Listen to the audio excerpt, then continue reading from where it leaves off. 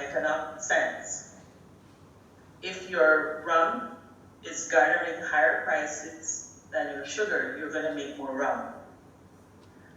So rum being distilled from molasses, distillers traditionally exported and also local people consumed more rum when the prices were lower. They sold it abroad and the prices were higher. Other byproducts of sugar, of course, raw molasses that you make treacle with in the UK. I know that's a big byproduct that's always come over from Guyana and the Caribbean sugar-producing countries to the UK. And they also, from the 1900s, made a cattle food called molasses. What they did, they took kush, or they cut up the bagasse, the material left over from sugar milling. You crush the canes and you have that fiber left. So they would mix that with molasses and other additives, and of course make very nutritious cattle feed. So getting back to rum, whenever there were larger exports of rum, there were smaller exports of molasses, the other byproducts. I think we should always remember about rum making in Guyana is that ours always has been the product of pure yeast fermentation.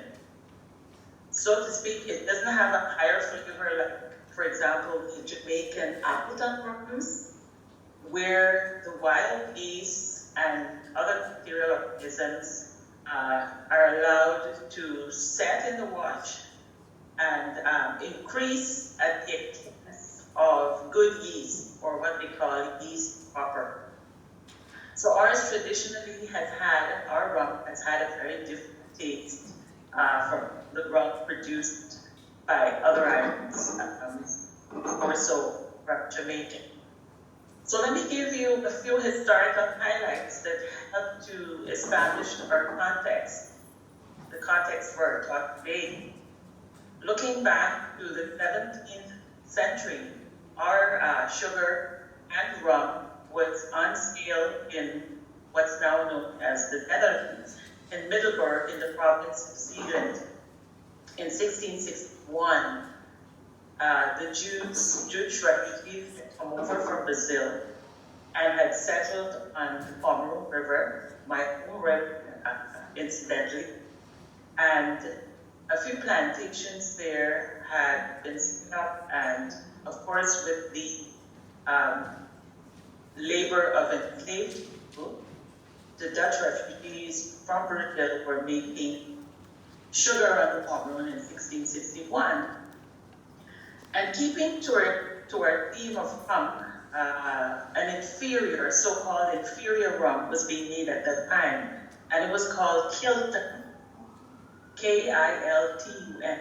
So we're exporting raw sugar and sugar syrup to the province of Zeeland in what's now the Netherlands, in the 17th century.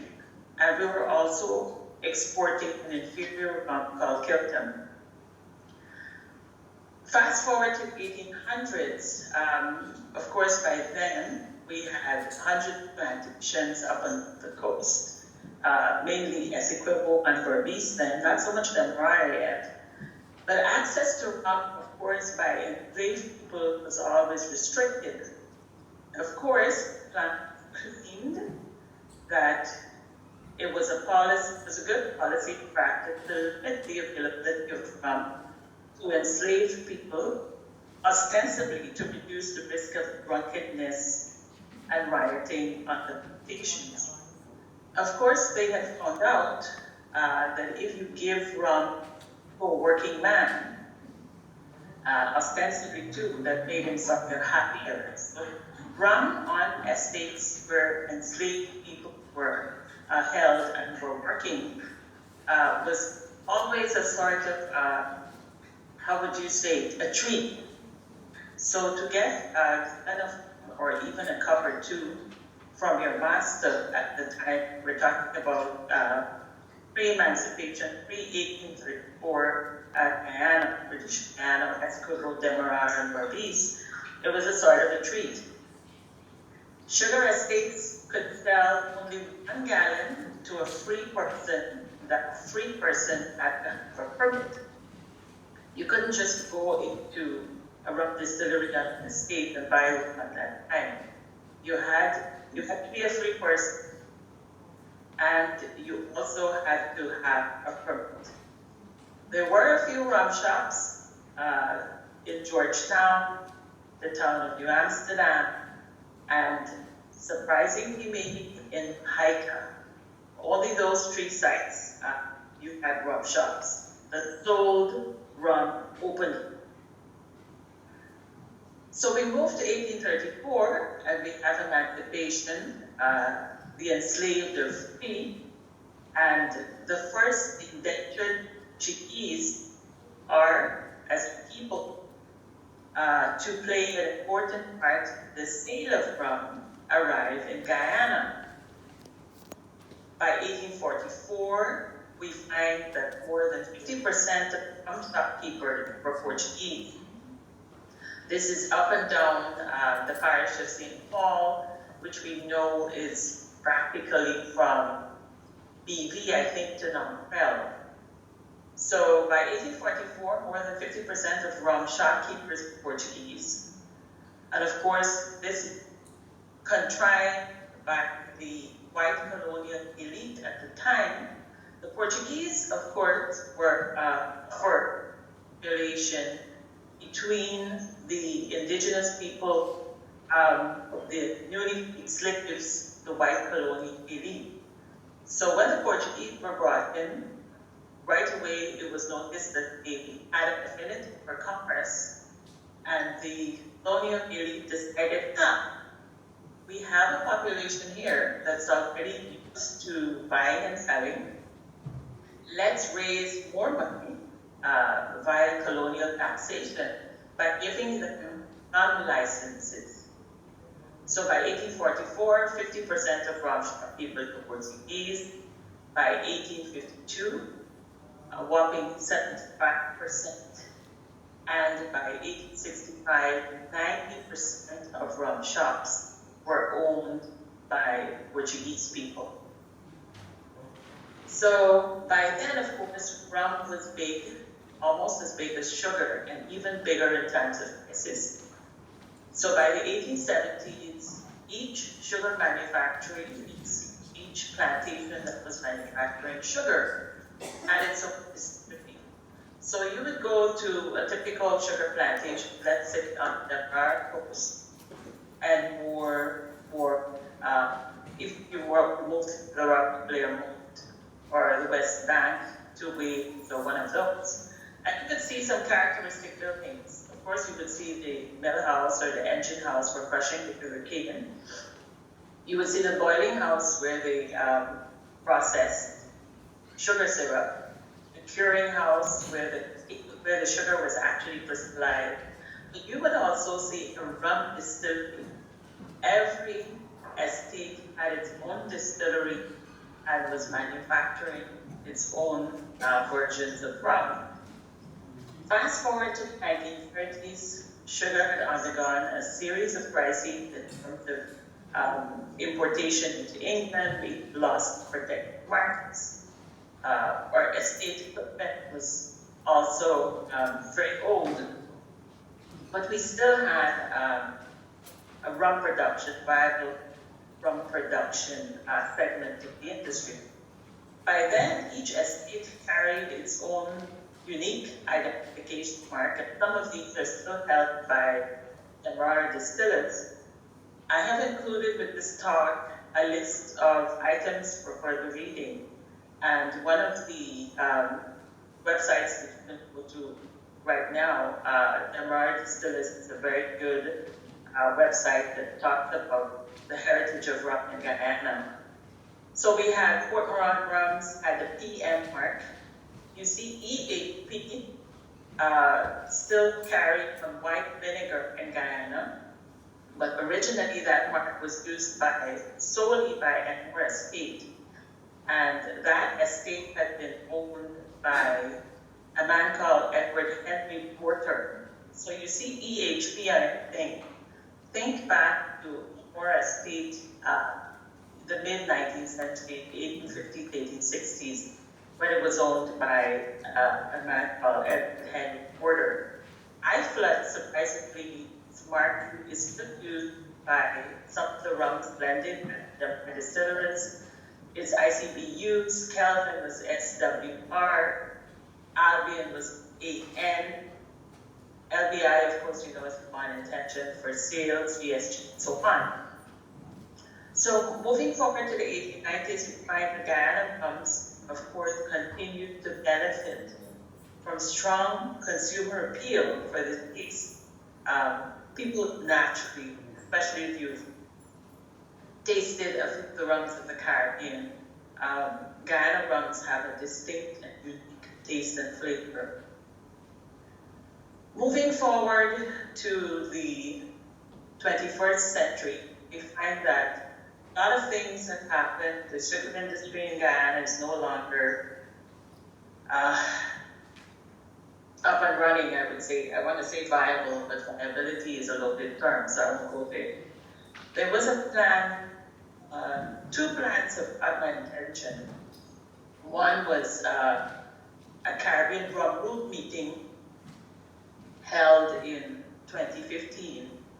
I don't know what happened to the discussion afterward, but Guyana and other Caribbean countries had been asked to design a tourist itinerary to tell the story of rum in Guyana. And Guyana was being asked to specifically document the history of rum, production, manufacture, and all associated practices and traditions, which I'll speak about a little later on. If I have time, do I? Or am I doing right? You have time. You have time. Keep going. I'll tell you when to stop. Great. So, your vast experience in sugar. About 10 minutes, Allyson. 10 minutes. Okay. Our strong plantation heritage and excellence of our rums. The Department of Tourism had believed, or it still believes in Guyana, the Guyana contribution to the Caribbean rum route is truly exciting. And if I'm thinking about what UNESCO had with the slave route, essentially is that you have a sort of conglomerate and you ask different countries to design a tourist itinerary, come up with a tourist route. So, for example, you can start in Guyana, which is one of the oldest, together with Jamaica, one of the oldest rum-producing countries in the world, in this part of the world. And you can sort of travel, stay at a bed and breakfast, sip some of the rums, that kind of thing. But as I said, there was a stakeholder meeting in 2015, and I haven't heard anything since. So, if you ever have a chance to go to the Damara Distillers, they have a rum history museum at Dartmouth, and you can see the rum making process from historical times. They actually have some of the stills, the vat stills, the pot stills, which are essentially large receptacles, sort of like cisterns that they use to pump the molasses water and the wash to the distillery vats for fermentation and conversion to rum. So you can see the whole process. They're huge vats. I think they start on one side of the road of the East Bank Public Road. And they can actually take you in the distillery where you can see the old pot stills that are, I think some of them date to the 1850s. So they have two types of stills, or three types, I would say. The potter pot stills, which is essentially the large cistern. They used to be wooden vessels, sort of hooped with wrought iron. And I know that Damara Distillers still uses those, and then they have the old coffee stills, which are named for an Irish gentleman, incidentally, who invented it in the 1800s. So Guyana has very old stills, and we're told that those stills give the unique quality and flavor they impart quality and flavor, distinct taste to Guyana rums. So as I said, if you have a chance to get to Demarara Distillers at Diamond, you will have a good chance to see they have maintained the old, still some of them brought from Iflat, I think some of them brought from Enmore, refurbished them, and it's exciting to watch the process that was begun hundreds of years ago. Important things we should remember, or we should take note, rum in popular culture, you must have heard of the swizzle stick. It's a small stick. It looks something like the swizzle stick that you might use for dal. Very tiny, but it serves a particular purpose in Guyanese culture, or used to. It's called swizzle stick, as I said. And I've read an account of 1895, which is about the Georgetown Club, which was founded in 1858. Had, by the end of the century, achieved a worldwide renown for its hospitality and good cheer. And one of the quotes I'd like to share with you is that it says, "In Georgetown, the sound of the swizzle stick is heard all day. It's one of the most common objects of the country, like those plague, the frogs, and the mosquitoes. However, there's no wrong with other remedy, and the soothing sound of the swizzle makes you forget the one and despise the other." So essentially, small wooden sticks, you make a rum drink of your choice, sort of like a rum cocktail. You put some sugar syrup, put some rum. And the Georgetown Club was said to be the home of the swizzle stick, and it is said that planters who visited the Georgetown Club back in the 1800s, after 1858, would of course be treated with a rum cocktail and give them a swizzle stick. Rod will share my presentation with you, so you'll be able to see a little bit of what a swizzle stick might have looked like. Another saying I came across is this one: "The man who drinks Demerara rum will not touch Jamaica rum." That is why there is so much more Demerara rum sold than Jamaica rum. Now, I haven't done the stats, I haven't done a survey, so I don't know if that's true per se, but I do know that that is the claim, and that was evidence given to UK Royal Commission on Whiskey and Potable Spirits early in the century. Rum has made its way into, I can see it's established firmly in our popular culture. And some of the most obvious insertions into our culture can be seen via the chutney soca music tradition. One of my favorites is a song called Ram Singh. It's sung by Miraj and Panaran. It came out in 2017. I wish I could play a little bit for you, but I don't think that our technology here is possible today. But you can look it up when I share live. It's all about a man called Ram Singh. I think really it boiled down to Singh. He drinks a lot of rum. He has a lot of girlfriends who take very good care of him. So if you ever hear of Ram Singh Sharma, the village ram from Saffron, he has a wife and he's dating her sister. You know where that song is going. There's also another next one called Rum Till I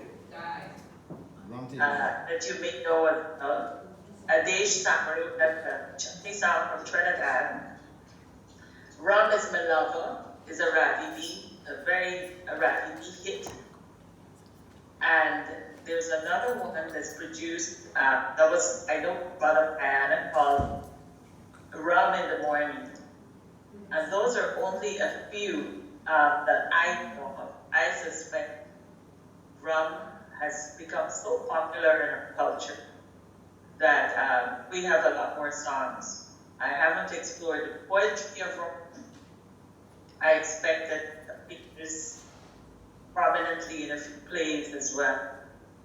But I was interested in the chutney songs, and I don't have a few. So I think I'm going to wrap up and maybe take a few questions. Anyone would like to ask Allyson a question?